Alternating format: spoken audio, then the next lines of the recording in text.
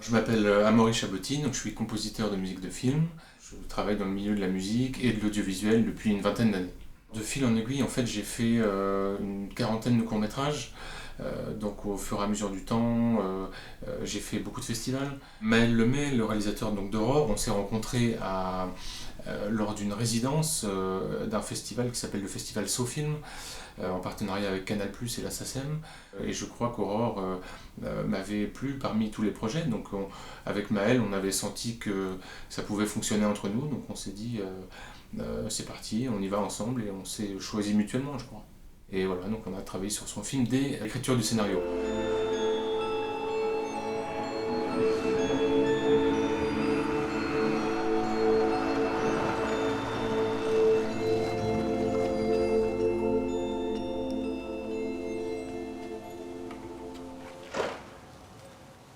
Salut.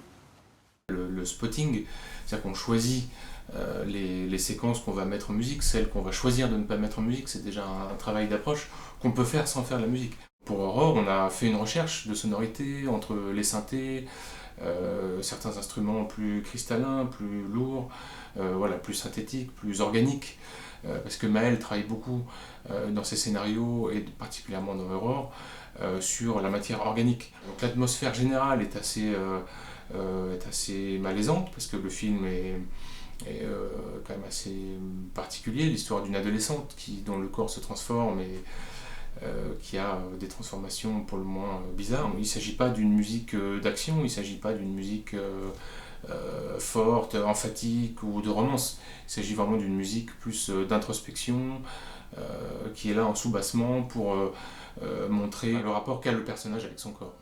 La scène effectivement d'amour à quatre, c'est une distorsion de la réalité. La musique devait donner un sentiment vraiment étrange, c'est-à-dire aussi étrange que la transformation du personnage.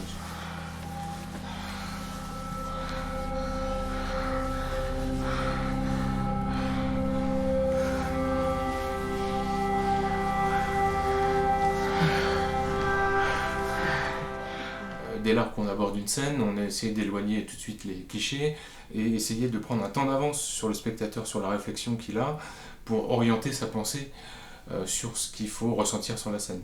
Alors, pour trouver l'inspiration et pour travailler, le mieux c'est d'avoir du temps et du silence. Il faut se mettre devant les images et puis essayer de réfléchir à la trajectoire du personnage, essayer de réfléchir à la place de cette séquence dans le film et essayer de comprendre voilà, quel est le rendez-vous de la scène, essayer de comprendre qu'est-ce que va apporter la musique à ce moment-là. Est-ce que ça va apporter de l'émotion? Est-ce que ça va apporter une fragilité? Est-ce que ça va appuyer un élément que vit le personnage, un nœud dramatique? À ce moment-là, on fait des choix après d'instrumentation. Est-ce qu'on commence avec un mouvement descendant, ascendant?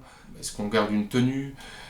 Est-ce qu'on fait quelque chose de mélodique ou de contrapuntique? Toutes ces questions, elles viennent après avec l'expérience un peu plus naturellement. Mais le processus est toujours le même. Qu'est-ce qu'apporte la musique pour le personnage et le scénario?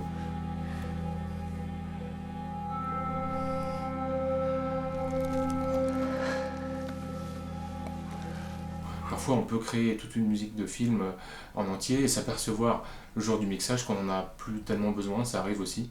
Ce qui est paradoxal avec la musique de film, c'est que si le travail est bien fait, on ne doit pas vraiment l'entendre. Si on s'attache à la musique, c'est que quelque part, on n'est plus en train de penser à la trajectoire du personnage. Les morceaux, on appelle ça des cues. Ce sont des morceaux de musique qui peuvent être plus ou moins développés pour une séquence d'action, une séquence d'amour, une séquence de romance.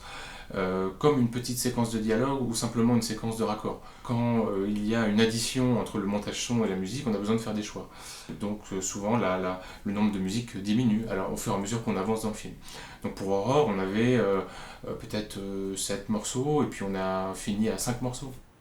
En fait, je voudrais juste arriver à faire le même truc que toi.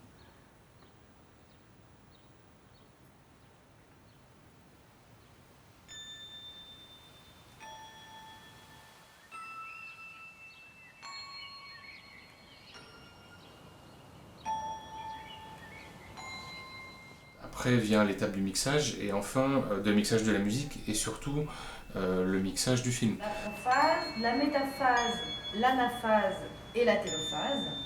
Ici, j'ai pris comme exemple des cellules animales. Mais ces 4 étapes sont également présentes chez les végétaux, à quelques différences près, mais qui ne sont pas au programme. Donc ici, nous avons des cellules observées au microscope optique, avec un colorant qui va être fixé sur l'ADN.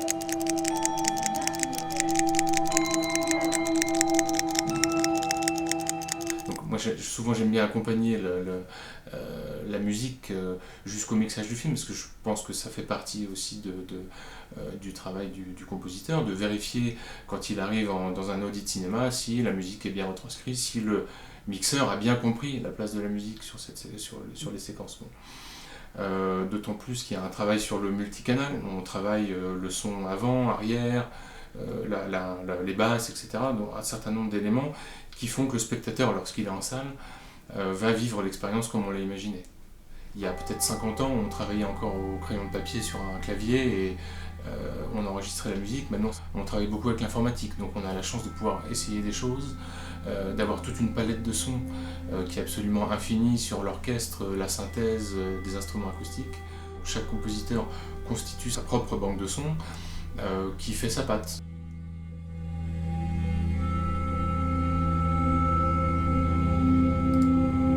J'ai commencé mon rapport à la musique par le violoncelle. J'ai fait aussi 15 ans de scène en faisant du rock. À l'adolescence, j'ai choisi de passer à la guitare. Mon instrument de prédilection pour la composition est bien sûr le piano, c'est le plus polyvalent, l'instrument roi qui permet d'approcher toutes les harmonies le plus facilement possible.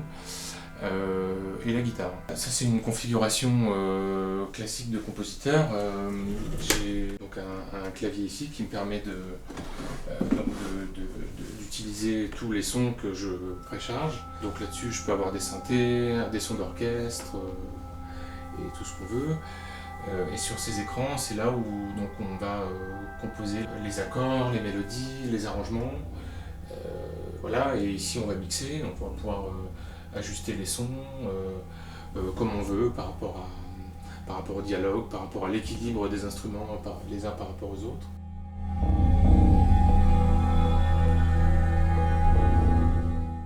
Alors j'ai travaillé sur des longs métrages, j'ai travaillé aussi sur des séries, des publicités.